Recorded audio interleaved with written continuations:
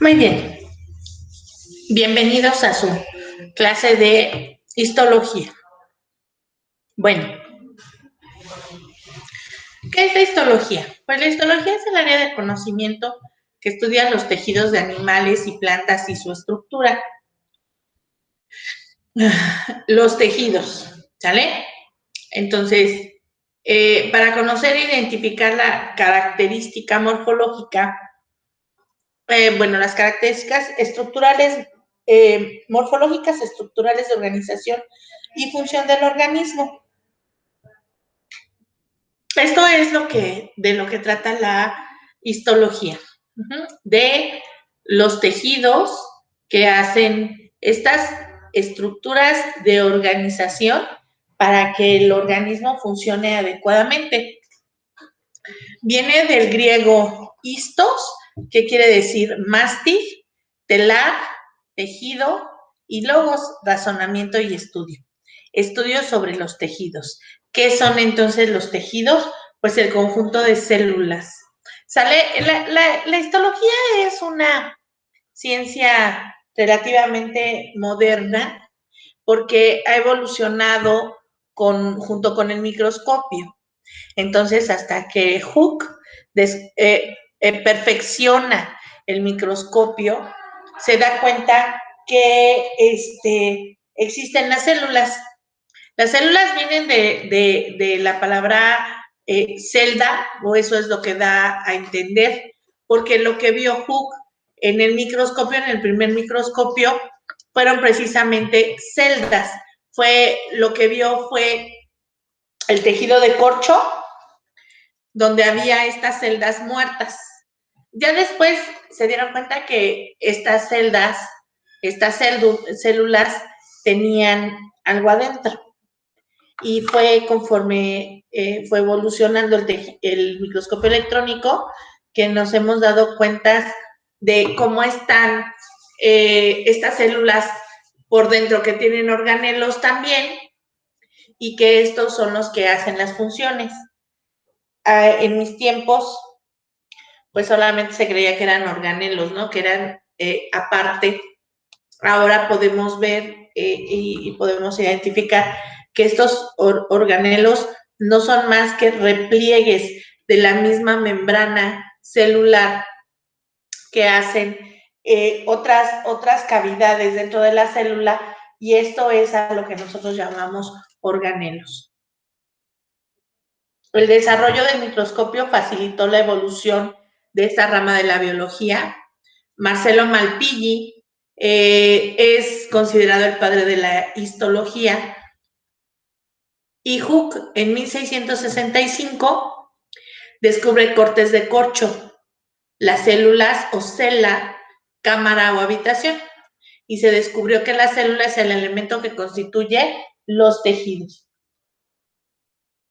Como la palabra tejido significa telar, pues entonces las células tienen que estar unas junto a otras, exactamente como si formaran un tejido, ¿sale? Por eso es que se usa esta palabra. Pero las células, a su vez, tienen estructuras dentro de ellas que son los que llevan a cabo su función, ¿no? Porque pues ya está padre. Las células de la piel, pues son las que forman la piel. Las células que forman el recubrimiento del intestino, pues están chidos, ¿no? Pero, ¿y qué es lo que hacen? Ah, bueno, pues sí, y por ejemplo, el intestino lleva a cabo la reabsorción, bueno, la absorción, no la reabsorción, la absorción de nutrientes hacia el hígado, así, ok, muy bien. ¿Y quién lleva a cabo esa función? O sea, ¿quién los absorbe? ¿No? ¿O cómo se absorben? Y el hígado, ¿cómo lo trabaja? O sea, pues sí, ¿a poco están ahí todos hechos bolas? No, los que hacen estas funciones son las células, ¿sale? Y los que hacen las funciones de la célula son estos organelos que están dentro de la célula. Todos los seres vivos se dividen en dos grupos dependiendo si sus células contienen o no núcleo. Más bien que el núcleo esté rodeado de una membrana, ¿sale? Entonces, los eucariontes son organismos multicelulares como las plantas, los animales y algunos organismos unicelulares como las levaduras. Presentan su núcleo dentro de una membrana. Eso es lo que hace la diferencia. No que tengan núcleo o no, sino que el núcleo esté dentro de la membrana, porque los procariontes también tienen núcleo, ¿sale? También tienen material genético. La única diferencia es que los procariontes no tienen no tienen núcleo, no tienen material genético rodeado por una membrana, ¿sale? Entonces los eucariontes son los que tienen núcleo. Aquí está el núcleo y los procariontes no lo tienen, ¿sale? Muy bien. Estas son las características de las células procariontes sin núcleo y eucariontes con núcleo. Niveles estructurales del organismo. Bueno, ¿qué es? Antes se creía que lo más pequeño que existía en este mundo era los átomos, ¿no? Y que los átomos eran indivisibles. Bueno, y que los átomos estaban formados por protones dentro del núcleo junto con los neutrones y los electrones en órbitas alrededor de este núcleo. Ese es el modelo atómico más aceptado. Ahora ya se sabe que también existen nanopartículas que son más pequeñas que el átomo y que son más pequeños que los protones, ¿sale? Entonces, bueno, ya ahora sabemos esas cosas, pero en realidad es que los niveles estructurales pues son con moléculas, que es la unión de dos o más átomos que pueden ser iguales o diferentes. El gas ozono tiene 3 átomos de oxígeno, mientras el agua tiene un átomo de hidrógeno y uno de oxígeno. En el DNA hay 5 tipos de átomos: el carbono, el nitrógeno, el oxígeno, el hidrógeno y el fósforo. Puede ser que lo pongamos de diferente orden, como carbono, hidrógeno, oxígeno, nitrógeno y fósforo. Estas siglas van a ser las clásicas CHONT, que siempre escuchamos. La célula, todos los seres vivientes están hechos de uno o más compartimentos pequeños llamados células. Los organismos pueden ser unicelulares o pluricelulares o multicelulares, ¿no?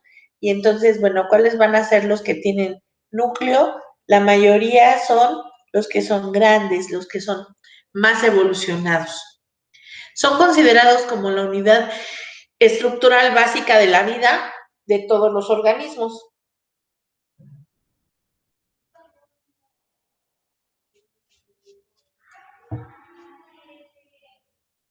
Las células varían de tamaño. Son invisibles al ojo humano. Están altamente organizadas, compartimentalizadas y rodeadas por una membrana delgada, que es la membrana plasmática. La membrana plasmática forma una barrera entre el contenido de la célula y el medio que la rodea, ¿sale? El tejido. Un tejido son los grupos de células especializadas similares y están organizadas en tejidos. Estas células son especializadas, tienen una función común y estos van a ser los que forman órganos. Cuando estas células se organizan, van a formar un órgano. Pero estas mismas células organizadas con otras células que tienen un fin común, van a formar un sistema, ¿sale? Entonces, el sistema digestivo, por ejemplo, son células, no todas son iguales, pero tienen un fin común, que es precisamente la digestión, desde las células de la boca hasta las del ano. tienen un fin común, que es la digestión.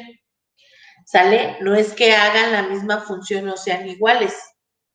En los tejidos, las células están conectadas en una matriz extracelular y la matriz mantiene la integridad del tejido. Las células de un tejido llevan a cabo una función común, que es un órgano. Bueno, pues los tejidos se organizan para llevar a cabo una o más funciones específicas, como los músculos, la sangre, etcétera. El aparato son un conjunto de órganos, tejidos y otros elementos anatómicos que cumplen una sola función. Un aparato digestivo, el aparato respiratorio, etc. Sistema. Se encuentran formados por un conjunto de órganos que intervienen en una de las principales funciones vegetativas, como el sistema nervioso. La especialización funcional de la célula las hace variar considerablemente de tamaño y de aspecto. Forma, la relación entre la forma y la función está ejemplificada en el tejido nervioso, ya que posee prolongaciones de hasta 1 metro para ponerse en contacto con las células más lejanas. La forma de la célula no está condicionada por su función.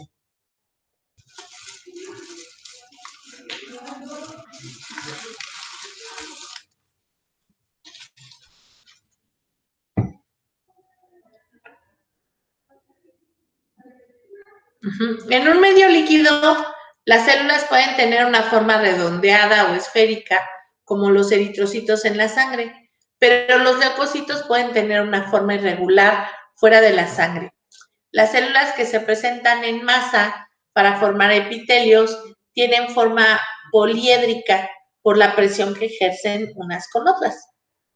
El tamaño de las células es de 10 a 50 micras.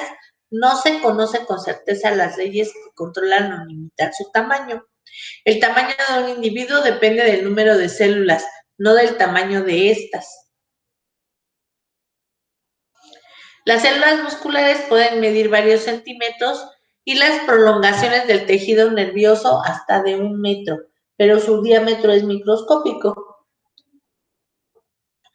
La célula es la menor unidad con características vitales, que son ciertas características fisiológicas, formas de actividad organizada, que sirven de base para definir a la célula viva. La especialización de las funciones celulares hace que no todas las células tengan las mismas características, ¿sale? Las características fisiológicas son vitales y nos van a dar, y van a estar presentes en la célula dependiendo de a lo que se dedique esa célula, dependiendo de dónde está, van a ser estas características que tiene. Son características, no son funciones, ¿sale? Son cosas diferentes. Estas son características. La absorción es la capacidad de la célula para tomar una sustancia del medio. La excreción es eliminar los productos de desecho producidos por su metabolismo. La respiración. Las células no respiran como nosotros, pero sí requieren de oxígeno, ¿sale? Y producen energía, utilizando el oxígeno absorbido de la oxidación de sustancias nutritivas, que es la respiración celular. La reproducción. La reproducción celular no es igual que la reproducción que tenemos nosotros, ¿sale? Las células tienen la capacidad de renovarse por crecimiento o división.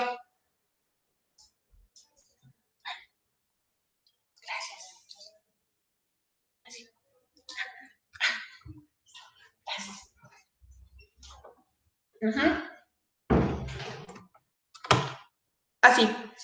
El crecimiento está limitado por la síntesis de mayor cantidad de síntesis celular y la división celular se forman células nuevas mediante partición, ¿sale?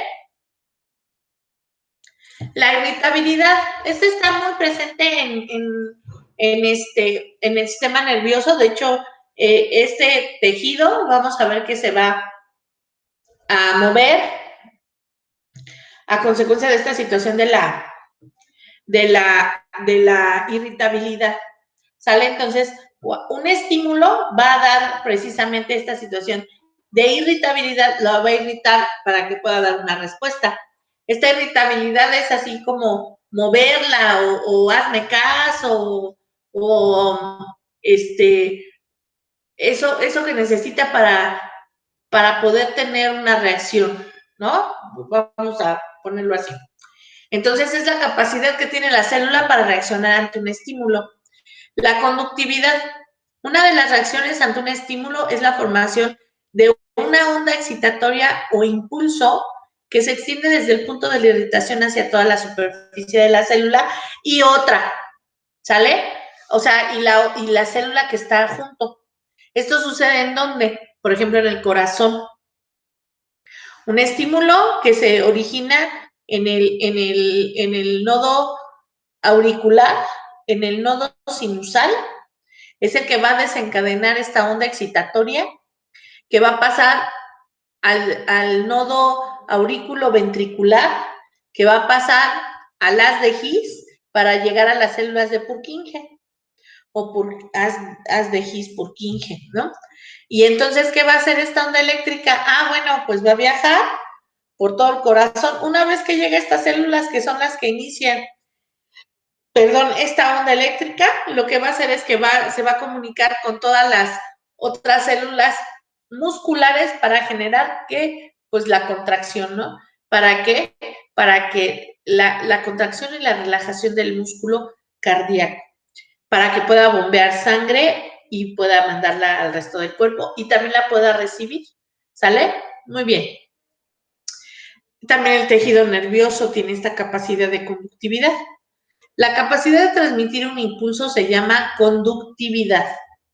La contractilidad es esto que les decía del músculo cardíaco o del músculo estriado. Se le denomina así a la capacidad que tiene una célula de acortarse en una dirección determinada como reacción del estímulo. La secreción. Ciertas células poseen la capacidad de transformar pequeñas moléculas en un producto específico que luego es excretado, como las glándulas. Ahora, características químicas de la célula, porque bueno, ya es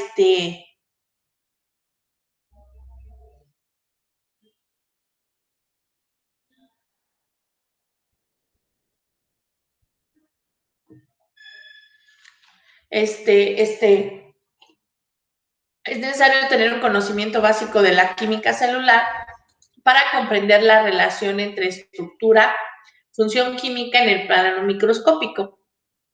Los componentes principales de la célula pueden dividirse en dos: inorgánicos, que son sales y agua, y orgánicos, como proteínas, glúcidos, lípidos y ácidos nucleicos. ¿Sale? Agua.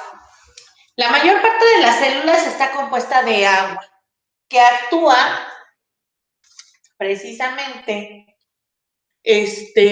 como solvente de cristales. Es imprescindible en los procesos fisiológicos porque el agua pues es el mejor solvente que existe en la naturaleza. ¿Sale? Entonces, bueno, para poder diluir muchas de las cosas que existen, pues entonces hay que ocupar el agua. ¿Sale? Es imprescindible en los procesos fisiológicos se lleven a cabo en un medio acuoso, forma parte de muchas reacciones enzimáticas. Sales minerales. Los iones de sales minerales son importantes para el mantenimiento de la presión osmótica de la célula. La concentración de sales minerales es diferente en el líquido que está dentro de la célula que fuera de ella, y esto es muy importante. Esta situación diferente de concentraciones que hay de sales dentro de la célula y fuera de la célula hace posible estos fenómenos, por ejemplo, de ósmosis, ¿sale? Donde van a pasar ciertos elementos adentro de la célula por esta diferencia de gradiente de concentración. O van a salir de la célula precisamente por lo mismo. O sea, el que pase de una de mayor concentración a una de menor concentración, eso se llama ósmosis. Pero también sucede lo contrario, eso no se llama ósmosis, pero también ocurre. Entonces, gracias a esta diferencia de concentraciones, es que se puede llevar a cabo esta diferencia, bueno, más bien este intercambio de sustancias sin la necesidad de ocupar energía para gastar en este tipo de intercambios. La célula posee un alto nivel de potasio y magnesio, mientras que el sodio y el cloro se encuentran fundamentalmente fuera de esta.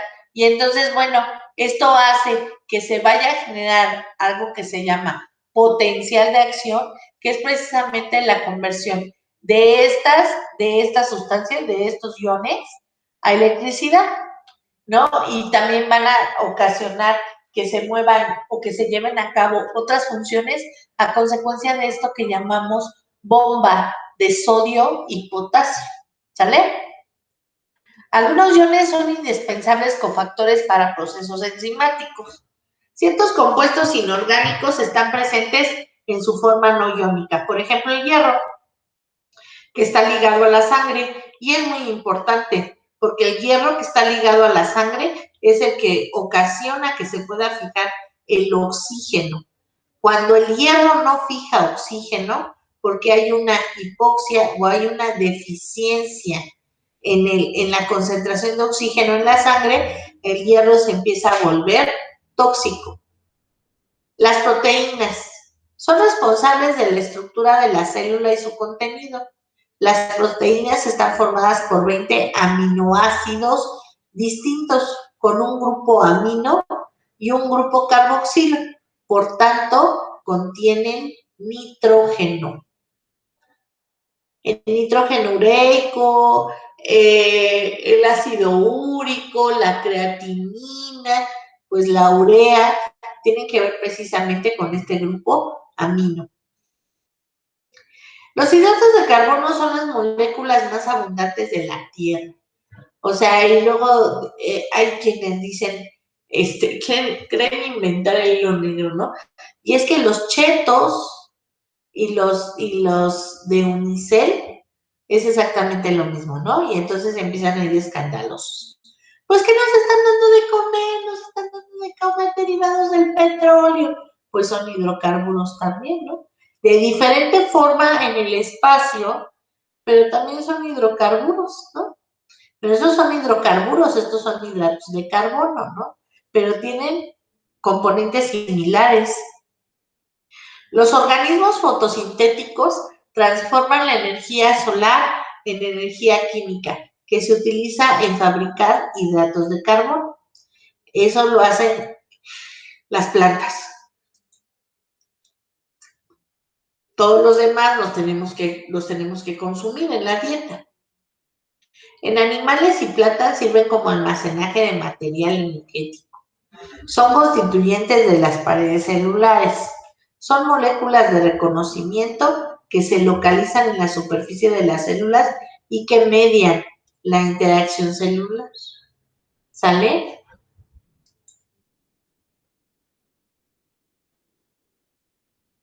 Los lípidos son las moléculas insolubles en agua, pero solubles en solventes orgánicos como el alcohol, el éter, etcétera.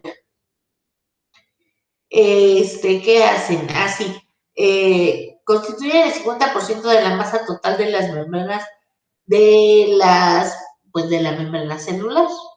Los lípidos más comunes en la membrana celular son los fosfolípidos.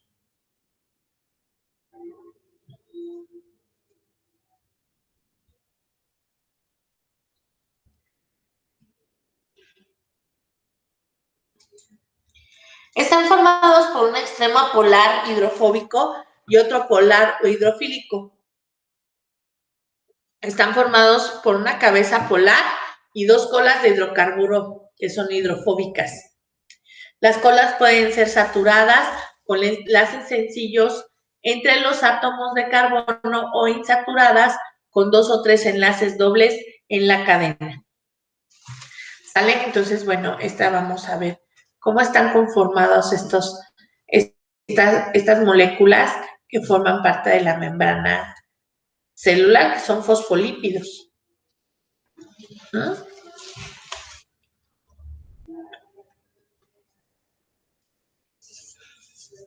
Los ácidos nucleicos son polipéptidos formados por nucleótidos que tienen los siguientes elementos. Un azúcar cíclico de 5 átomos de carbono, una ribosa en el caso del RNA o una desoxirribosa en el caso del ADN. Una purina o pirimidina unida al átomo de carbono más adenina, guanina. Y las pirimidas cistina, tiamina y uracilo.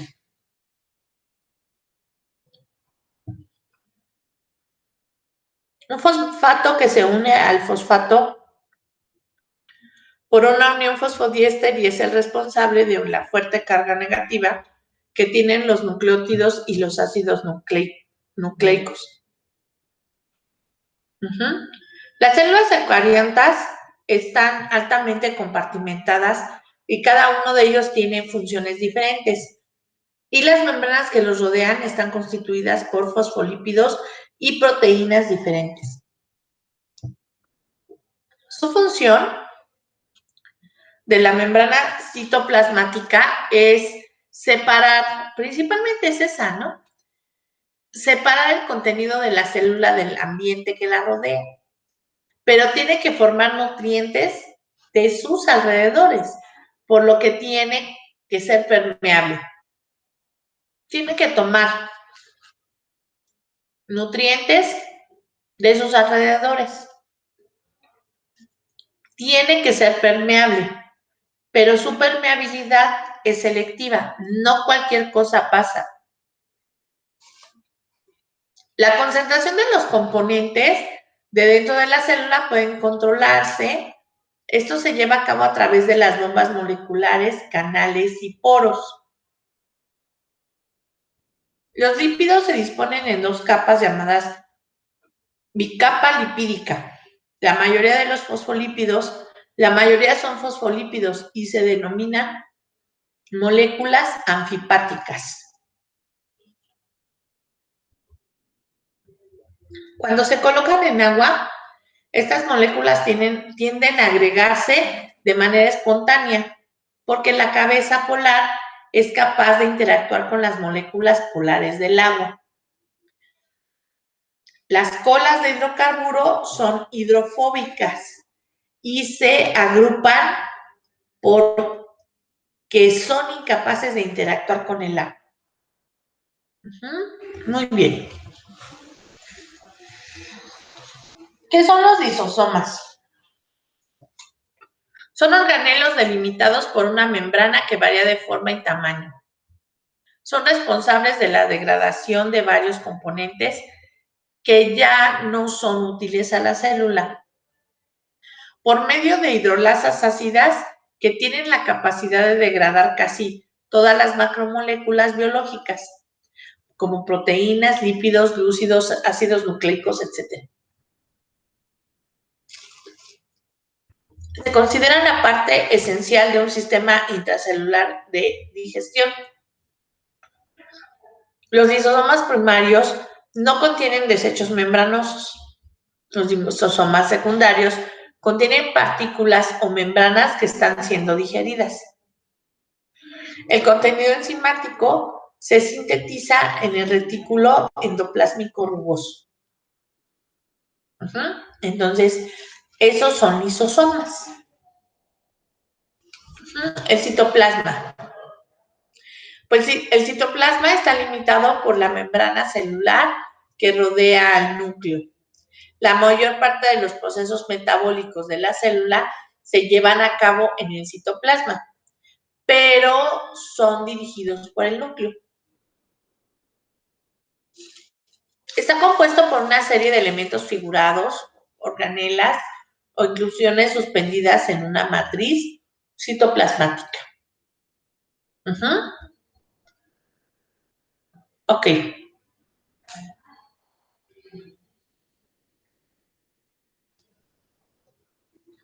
El retículo endoplásmico es un sistema de espacios formado por una red anastomosada de túbulos ramificados o bolsas achatadas llamadas cisternas. Se puede dividir en dos grupos, el liso y el rugoso. El rugoso contiene partículas pequeñas no ribonucleoproteínas denominadas ribosomas que se fijan a la pared externa dando la apariencia rugosa.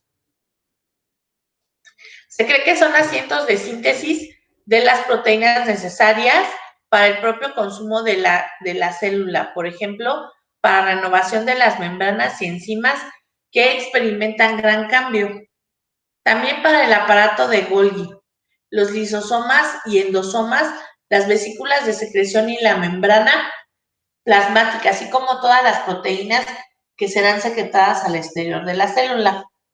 Es un organelo extenso y produce proteínas, cadenas de carbohidratos y fosfolípidos.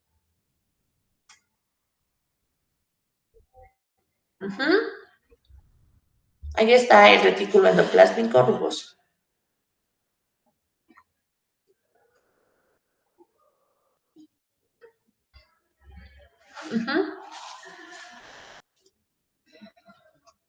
Ahora el liso. Es un retículo como túbulos limitados por membranas y no tienen ribosomas. Se comunica con el retículo endoplásmico rugoso y a diferencia de el liso no forma cisternas.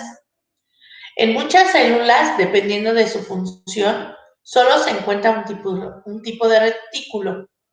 En células glandulares secretoras de proteínas se encuentra el retículo endoplásmico rugoso, mientras que las que secretan esteroides son liso. Muy bien. ¿Cuál es la función del retículo endoplásmico? Liso.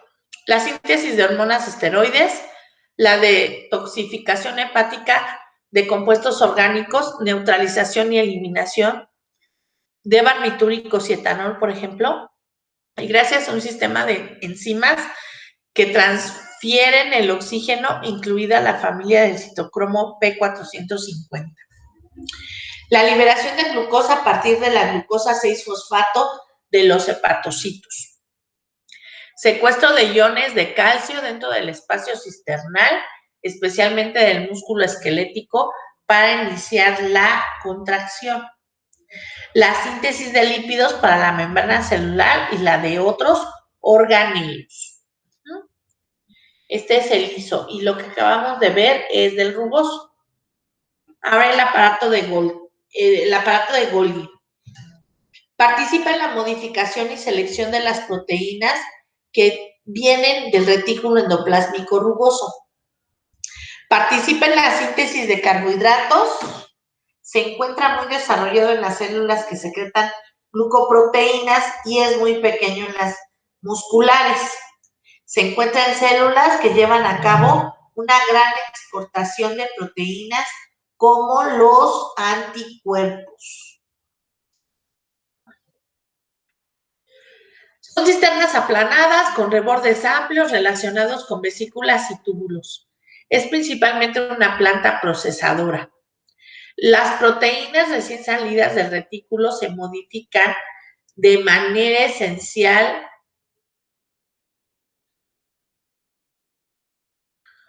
conforme atraviesan la pila de Golgi.